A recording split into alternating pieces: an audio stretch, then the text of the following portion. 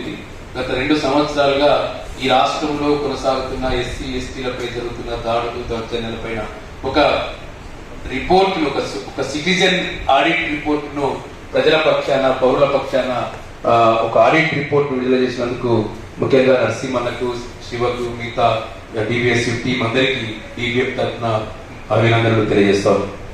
ఏం చెప్తుంది రిపోర్టు చాలా వివరమైన చట్టాన్ని బేస్ చేసుకొని ఈ రిపోర్టు రాసుకోవడం జరిగింది. చట్టంలో ఏం క్లాసులు ఉన్నాయి, లేదు ఈ రాష్ట్ర సోషల్ డిపార్ట్మెంట్ కేంద్ర ప్రభుత్వానికి ఏమి నివేదిక పంపితే ఆ నివేదికను ఆధారంగా ఈ రిపోర్టు వచ్చింది.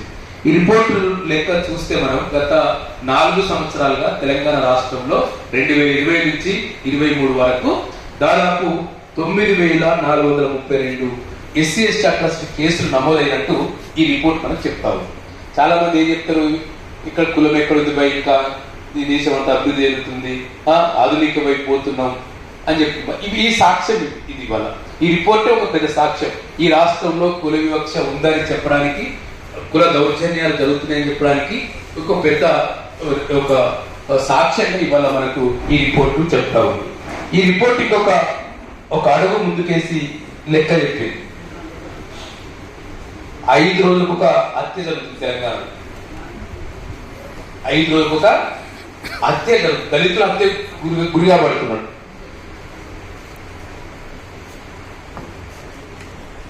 6 రోజులకు అంటే ప్రతి రోజు ఒక 6 సంఘటనలు దళితులు జరుగుతా ఉన్నాయని ఇప్పుడు చెప్తా ఉంది.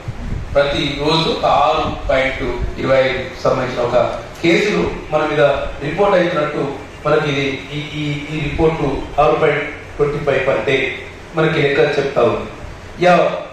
ఈ దౌర్జన్యాలు, ఇండ్ల పెట్టడం, తగలబెట్టడం అది ప్రతి రోజు జరుగుతుందని చెప్పి ఈ రిపోర్ట్ మనకు వెల్లడిస్తున్న సందర్భం. సేమ్ టైంలో ఈ రిపోర్ట్ ప్రకారం ఛార్జ్ షీట్, చట్టం ప్రకారం ఛార్జ్ షీట్ 60 రోజులు ఇవ్వాలి. 60 రోజులు వేసిన రిపోర్టు ఛార్జ్ షీటు, దీనికి మంచి పేరు పెట్టింది మనోళ్ళు, ఛార్జ్ షీటింగ్ అని పెట్టారు. ఛార్జ్ షీటింగ్ అని ఎడి కూడా ఛార్జ్ షీటింగ్ అని పెట్టారు. ఈ ఛార్జ్ షీటింగ్ లో ఏం జరుగుతుంది, 2020లో 59% మాత్రమే ఇన్ టైంలో వేయగలిగిండ్రు. 2022లో 68.3% మాత్రమే వేయగలిగిండ్రు అని చెప్పి మనకి ఈ రిపోర్టు వెల్లడిస్తా ఉంది. 2021లో మనకు దాదాపు 2,284 కేసులు జరిగితే మనకు ఛార్జ్ షీట్ వేసింది ఎంత, 1,307 కేసులలో మాత్రమే ఛార్జ్ షీట్ వేసింది. అంటే దాదాపు 1,000 కేసులలో విత్ ఇన్ టైంలో చట్ట ప్రకారం 60 రోజుల్లో ఈ ఛార్జ్ షీట్ వేరని చెప్పి మనకి ఇవాళ ఈ నివేదిక ఒక ఆధారంగా మనకు వస్తుంది. రెండోది vigilance and SC ST monitoring committee మనం మాట్లాడుకుంటే మొత్తం తెలంగాణ రాష్ట్రంలో 33 జిల్లాలు ఉంటే 33 జిల్లాల్లో 4 మీటింగ్లు జరిగినాయి సంవత్సరంలో. ఒక సంగారెడ్డి జిల్లా మాత్రమే కలిసాం వేరే కేసులో. సార్ 3 నెలలు అవుతుంది బిజినెస్ కమిటీ మీటింగ్ జరగక, రిక్వెస్ట్ చేసి 3 నెలలు అవుతుంది. ఎస్సీ ఎస్టీ కమిషన్ చైర్మన్ వచ్చినప్పుడు రివ్యూ మీటింగ్ పెట్టి తప్ప కమిటీ జరుగుతుంది అంటే నేను సి సెక్షన్ రాసి పెడతాను చెప్తాను. అంటే చట్టాన్ని అమలు చేసిన కలెక్టర్ ఈ మీటింగ్ కూడా పెట్టాలి. ఈ జిల్లాలో SC ST vigilance and monitoring డివిఎఫ్స్ కమిటీ చైర్మన్ ఎవరు, జిల్లా కలెక్టర్. జిల్లా కలెక్టర్ మీటింగ్ ను కండక్ట్ చేసి ఉంటే మొత్తం తెలంగాణ రాష్ట్రంలో ఒకే ఒక జిల్లాలో నీకు 4 మీటింగ్లు జరిగినాయి. 2 జిల్లాలో 3 మీటింగ్లు జరిగినాయి. 16 జిల్లాలో కేవలం 2 మీటింగ్ మాత్రమే జరిగినాయి. 12 జిల్లాలో కేవలం ఒకే మీటింగ్ జరిగింది. ఒక 2 జిల్లాలో అసలు మీటింగ్లే జరగలేదు. 2 జిల్లాలో కొత్తగూడెంలో, నాగర్ కర్నూలులో అసలు మీటింగ్లే, డిబిఎంసీ మీటింగ్లే జరగలేదు ఈ 2 జిల్లాలకు సంబంధించి. అంటే ఇట్లా మొత్తం లెక్కలను తీసుకుంటూ పోతే మనకు చాలా ఒక అన్యాయం, చట్టాన్ని అమలు చేసిన యంత్రాంగము చాలా నిర్లక్ష్యంగా ఉన్న పరిస్థితి ఉంది. ఇటీవల కాలంలో గత 5-6 నెలలుగా మేము స్టేట్ ఎస్సీ ఎస్టీ కమిషన్ తోటి డిబిఎఫ్ ఒక 26 జిల్లాలు తిరిగాం. 26 జిల్లాల్లో రివ్యూ చేసినప్పుడు జిల్లా కలెక్టర్ చెప్పిన నా దగ్గర పైసలు లేవంటుంది. ముఖ్యమంత్రి ఎటువంటి నా దగ్గర డబ్బులు లేవు, నేను ఎట్లా పరిపాలన చేస్తా అని ముఖ్యమంత్రి చెప్తున్నాడు. ఏ జిల్లా కలెక్టర్ పోయినా జిల్లా కలెక్టర్ లెటర్ చూస్తున్నాడు. ఈ రాష్ట్ర ఎస్సీ ప్రత్యేక అభివృద్ధి ప్రిన్సిపల్ సెక్రటరీకి కమిషనర్ రాసిన లెటర్ చూస్తున్నాడు.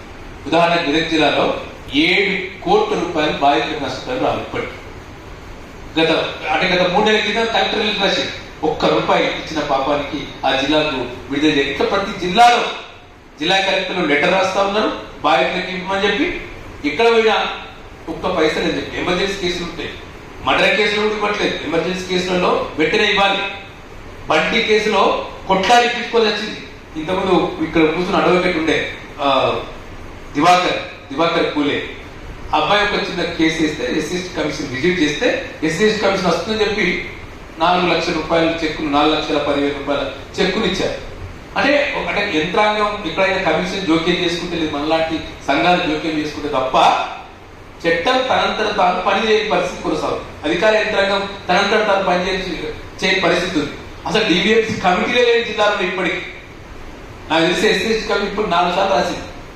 4 సార్లు రాసి డివిఎంసీ కమిటీ లేదు. ఆదిలాబాద్ జిల్లాలో డివిఎంసీ కమిటీ లేదు. ఇక్కడ కలెక్టర్ మంచోడు, కారణం అక్కడ మంత్రి లేడు. మంత్రి ఇన్ఛార్జ్ మంత్రి ఎవరు? మన గైడ్ రాడికల్ సీతాకు ఉంది. సీతాకి సోయి కాడా అసలు ఎస్సీ చట్టం ఉంది, ఈ చట్టం ప్రకారం విజిలెన్స్ కమిటీ జరుగుతాయి అని ఆమెకే తెలియదు.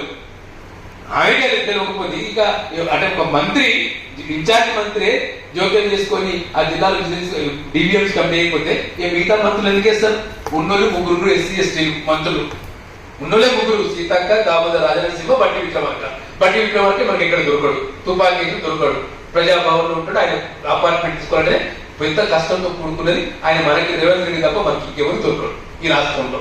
సీతక్క కూడా ప్రజాభవన్ ఉంటుంది, ఆమెకి ఎప్పుడు పోవాలంటే అపాయింట్మెంట్ తీసుకున్నా కానీ గంటలు వెయిట్ చేసుకో. అంటే ఇక్కడ పరిపాలన నడవట్లేదు ఇవాళ తెలంగాణలో.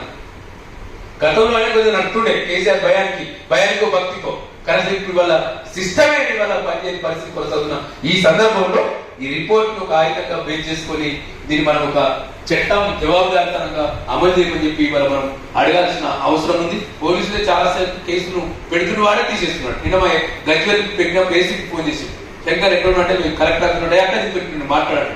మాట్లాడు సార్ అంటే అంటే కేసును మేము కొట్టేస్తున్నాం అని చెప్పడానికి ఫోన్ చేస్తున్నాం. ఎంత ధైర్యం ఉంటుంది? అర్థమైన తర్వాత ఇవాళ ఇంటికి ఒక నోటీస్ ఇచ్చాడు, నువ్వు 16వ తేదీ లోపు నువ్వు రేపు మాకు అటెండ్ కావాలి పోలీస్ స్టేషన్, లేకపోతే నువ్వు రాలేకపోతే మేము మళ్ళీ మేము ఎస్సీకి ఫోన్ చేస్తే లేదు అంటే అంటే కేసుల్ని కొట్టేయడానికి ఒక పెద్ద భూమి సమస్యతో లింకున్న కేసు. దళితుల భూమి మీద ఒక బీసీ వచ్చి దాడి చేసి. ఇంకో ముఖ్యమైన విషయం, బీసీ నాయకులు ఎవరు లేరు కానీ అందరూ పోయారు కానీ రోజు మనం అధికారం రాజ్యాధికారం బీసీ ఎస్టీ బీసీ ఐక్యత వర్గాలని చెప్తున్నాం. రోజు తంతుందంతా బీసీలే, ఓసీలు ఎవరు అందరూ అయిపోయింది. ఓసీలు తన్నే రోజులు పోయినాయి, రెడ్లు వెలుపలు కమ్మలు తిన్నే రోజులు పోయినాయి. వాటి చట్టం తెలిసింది, ఒళ్ళు దగ్గర పెట్టుకుని రెచ్చగొట్టారు, బీసీ రెచ్చగొట్టును. వాడు అడగైన కళ్ళు మందు తాగచ్చి మొత్తం గుజరాతులు గౌడ్లు యాదవులు ఈ 3 కులాల వల్ల ప్రధానంగా తెలంగాణలో దళితుల పైన అసలు మనుషులుగా చూడీకరిస్తున్నారు. అసలు వాడే ఒళ్ళోనే మనిషి చూస్తారా? కానీ వాడే మన మీద దాడి చేస్తున్న పరిస్థితికి ఇవాళ ఈ రాష్ట్రం పెట్టబడ్డది. అంటే ఇక్కడ మాట్లాడుతున్న ఎస్సీ ఎస్టీ బీసీల ఐక్యత వర్గాలని చెప్పి మాట్లాడే బీసీ సంఘాలకు లేదు రాజకీయ అధికారం. మీటింగ్ ఏదో పెడితే రాజకీయ అధికారం అని మాట్లాడుతున్నారు. అరే మీటింగ్ వాళ్ళు తప్పుతున్నారు, దాడి చేస్తున్నారు, ఈ చట్టం అమల్లో మీరు జోక్యం చేసుకోండి అని చెప్తే పట్టించుకోండి మనోడు. అది వేరే పని మార్చాలి. నువ్వు ఎమ్మెల్యే ఇవ్వకూడదు, ఎంపీ ఇవ్వకూడదు, చెయ్యి, నువ్వు రాజకీయ ఇప్పుడు అర్థం ముఖ్యమంత్రి కాక ఓటు ఏమని చెప్పినావు మీకేమన్నా? కానీ ఈ మీటింగ్ వచ్చి కూడా రాజకీయ అధికారం కావాలని చెప్పి అంటే హక్కుల ఉల్లంఘన జరుగుతుంది, ముఖ్యంగా దళిత మానవ హక్కుల ఉల్లంఘన జరుగుతుంది. ఈ ఉల్లంఘన నుంచి రాజ్యాంగం వెలుగులో చట్టం వెలుగులో కాపాడుకోవాలని చెప్పి ఒక ఉద్యమం చేయాలి. దాన్ని దశ చెప్పమంటే మనం ఇదే సోది పరికరిస్తున్నంత చెప్పి మన టైం అంతా వేస్ట్ చేసే పరిస్థితిలో మరింత ఈ రిపోర్ట్ ను బేస్ చేసుకొని గవర్నమెంట్, నేను నరసింహారావు శివన్ ఒకటే కోరుతున్నాను, మనం మీటింగ్ పెడుతూ విడిచిపెడుతున్నాం. రిపోర్ట్ ఇస్తున్నాం బాగు, ఈ రిపోర్ట్ ఎవరు దగ్గరకోవాలి? ఇద్దరు దగ్గర ప్రజల దగ్గర పోవాలి, ప్రభుత్వం దగ్గరకోవాలి. అరే మీ లోపాలు మీ రిపోర్ట్ ఇది వాళ్ళు ఇచ్చిన రిపోర్ట్ కాదు, ఎనాలిసిస్ మనది కావచ్చు, కానీ అంకెలు అనేవాడి వాళ్ళే. నీ అంకెల్లో ఇంత అన్యాయం జరుగుతుంది, దీన్ని ఏం చేస్తూ చెప్పుమని చెప్పి ఒక కమిషనర్ ఇంకోనో కలిసి దీన్ని ముందు తీసుకుపోవాలని చెప్పి పోతేనే దీనికి రిపోర్ట్ సార్థకం ఉంటుంది. అట్లా ఎక్కువ మీరు ముందరికి వెళ్ళాలని కోరుతూ మీ అందరికీ మరొకసారి థ్యాంక్ యూ.